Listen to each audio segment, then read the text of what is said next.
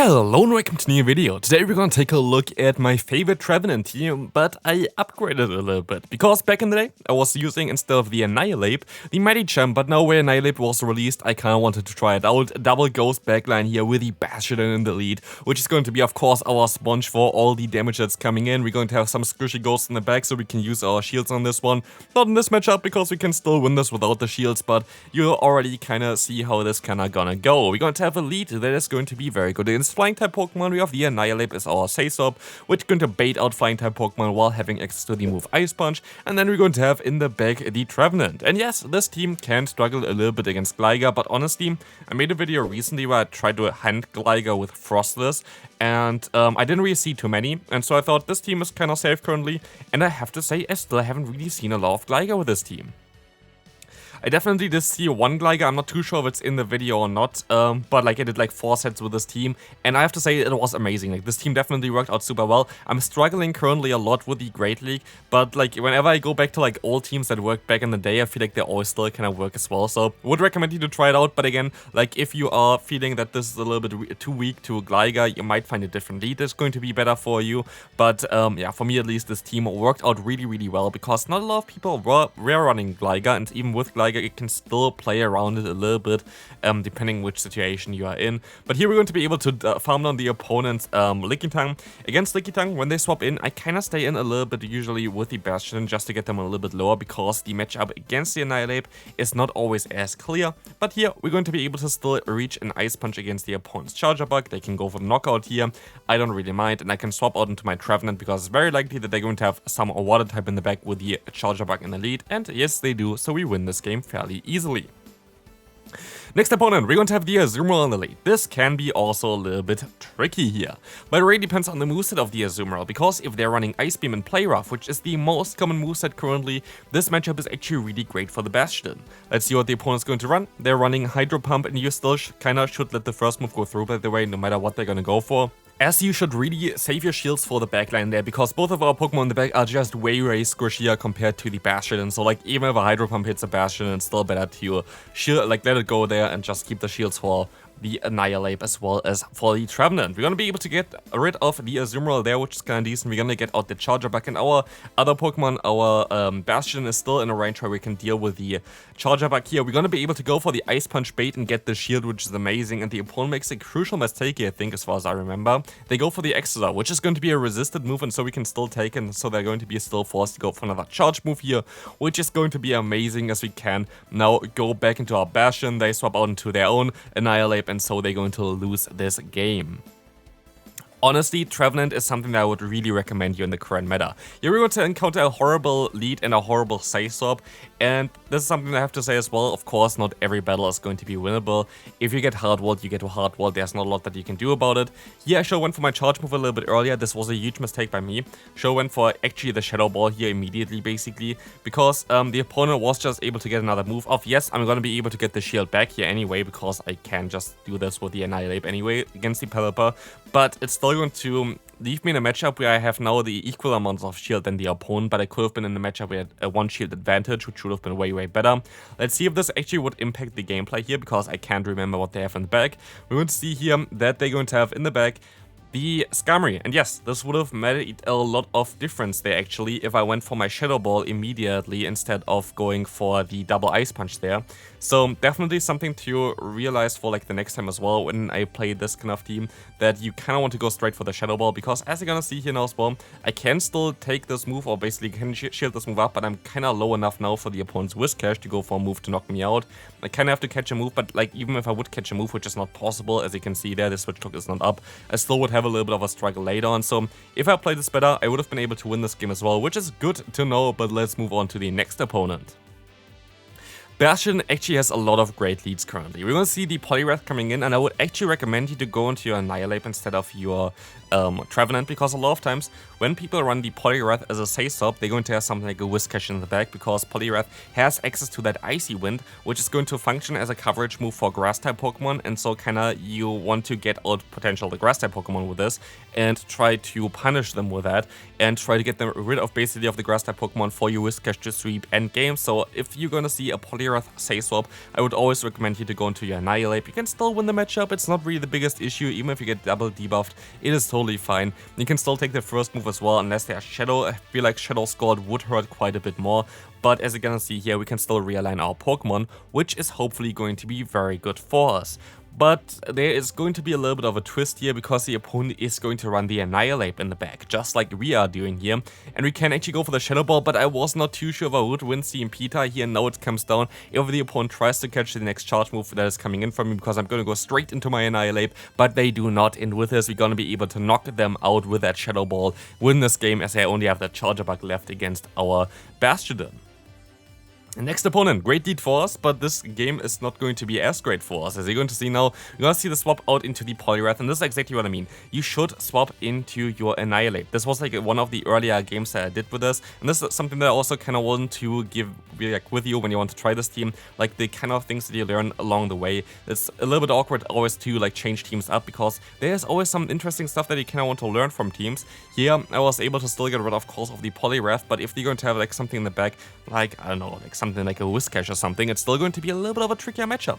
We're gonna get rid of this shield from the opponent, which is kind of nice, but sadly I'm not going to be able to reach another charge move here. I can go back into my Bastiodon, which is kind of okay for me, as the opponent goes for their Blast Burn in order to do some damage here. I can swap out immediately, and they're going to have their own Annihilape in the back. If I had my Trevenant in the back, I would have been in a way better spot, because Trevenant has a way more consistent matchup. Here I decide to go for the bait, which does not work out, and with this game is kind of over. And again, this is something that I would have been able to win if I just played it better. But again, it kind of showcases that this team is actually really good if you just play it a little bit better than I do, because there are some mistakes that I do here. Here, of course, went for the bait, which was a little bit risky, which did not work out. They can go for 2 Shadow Balls in time. And so, it's just my Bastiodon, and my Bastiodon is not going to be able to beat this Annihilape, especially as they're going to run a very interesting moveset, which I kind of want to do as well. Maybe I'm going to copy your team, we have to see, but they're actually running close combat on that Pokemon, and so we can move on into the next one. Again, this was a team definitely that I could have been able to beat. Next opponent, Talonflame lead. Yeah. Next opponent coming through, the opponent is going to have a Clodsire now. This time around at least, they're most likely not going to forfeit immediately, but I can swap out into my Annihilape. Being a kind of decent matchup, we're going to get out the Sableye, and with this, we're going to be able to go for a Shadow Ball, which is going to force either the shield or the knockout against the opponent. And this is really nice for me, because the opponent is still going to be forced to go for a charge move. You just let it go through, and now you should put the opponent into a range where the Bastiodon is going to be able to go for a full farm down, and this is really good for you. Kind of try to position yourself into a way that the Trevenant can sweep endgame, trying to get out the counters for the Trevenant, like the Sableye here for example, and also just going to be able to keep the shield advantage for the Trevenant is super important. We're gonna get a ton of energy here as well, which might come in clutch later, who knows. I'm going to try to swap out immediately. I was misclicking there, I wanted to swap out immediately, but I didn't, I guess, and I'm gonna use a shield here because I don't know what they have in the back, but I kind of want to keep my Trevenant a little bit healthy, and they're going to have the Jellicent in the back, which is going to be amazing, but the game is not over yet. You're going to see that they're going to go straight for a charge move, which is just going to be a Surf. So I should be able to go for the Seed Bomb and hopefully farm them all the way down afterwards. Seed Bomb is not going to get the knockout, but going to get them perfectly into farm down range for me. And so the Trevenant will be able to reach 2 more Shadow Balls for sure, which is going to do some decent damage. But because they're running Poison Sting as a fast move here, they're going to do more damage than Mudshot, which is a little bit awkward. So this game is not over yet, especially as they can go for an Earthquake against my Bastion still. I decided to swap out immediately into my Bastion, and as I can go for one Flamethrower, let's see how much damage it's going to do. Basically nothing. I still have to reach another one, but if they go for an Earthquake, I don't think there's a way for them to win this game. And they went for the Earthquake because now I can still reach the Flamethrower thanks to all the energy that I gained against the Sableye, and we can move on into the next matchup. Next opponent, we're going to have a Swampert in the lead. Oh no, so horrible, right? We're going to swap out immediately into the Annihilape, trying to annihilate the opponent's Swampert here, as you can't just let the first move go through. You kind of actually want to keep your shields ready for the Trevenant. Here we're going to get out the opponent's Skarmory, and this is perfect. This is exactly what you want to do. It's a little bit awkward that we're actually going to go for the Shadow Ball here. Maybe I should just let them do whatever they wanted to do, because with this, you're going to get less energy here now with the Bastiodon. I make a mistake as well. I should have waited out the switch clock a little bit bit longer. As they're gonna go for a Brave Bird here, we still should be fine. But we might be switched locked, but thankfully the opponent still tries to go for another charge move, which literally does only hurt them, which is kind of funny. But now I can swap out immediately as soon as I want to swap into their own Swampert. They're waiting out the switch clock, which is a smart play by them. And so I can swap out anyway and get some damage onto them. I decide to use a shield here because this could be even an Earthquake because I have a little bit of an energy advantage already, but it wasn't, and so we're going to have now the Cresselia in the back. The poor thing here is that this is not going to be the best matchup ever because we have a shield disadvantage. And as you're going to see now, the opponent is going to run the move Future Sight, and Future Sight is doing way more damage than something like a Moonblast against us, and it's going to be a very, very close matchup. Can we still reach another Shadow Ball in time? I doubt it, to be fair, and I tried to swap out here, but it does not work out. And so this game is over, right? They still have the Swampert there, they're still going to have the Cresselia here. My only play is to fully farm down the Cresselia. And I need to get as much energy as possible against the Swampert. And I have to hope the Swampert is also on a 5-turn interval for basically getting to the next charge move, to the next Hydro Cannon. And as you're gonna see here, they're perfectly aligning to us. We literally have like everything going for us. We can still get the knockout, but this game is still not over. The Cresselia still has access to the move Grass Knot here. And this is going to do some neutral damage against me. We see them coming through with that. But can we farm them down in time? It's going to be so close. We can, and we can win this game. Next opponent, great lead for us, Lickitung in lead, and the opponent said goodbye already, so we can move on to the next game. We're going to have not the Galarian, the normal Stunfisk in the lead. And this game really triggered me a little bit because yeah, it was a funny one. Let's take a look at this. We're gonna see the Mud Bomb coming through, all fine, we can take a move. They're going to have the Toxapex in the back, like really rear team already, but it is what it is, like against like a Swampert or whatever, or against a Whiscash. Like what are you going to do? Like this is the thing as well. Like I'm not the biggest fan about the like current Great League meta, but the amount of teams that I encounter where I'm like, you literally lose completely against one of the biggest meta threats. It's just wild. But I guess you could say the same about my team, or you can lose against the Gligar, but I still have way more play against the Gligar than the opponent has play against Gligar as well, those two Pokemon, plus against any kind of like Swamperts or like the Whiscash, which are everywhere. I make a little bit of a mistake here by going for the Ice Punch most likely.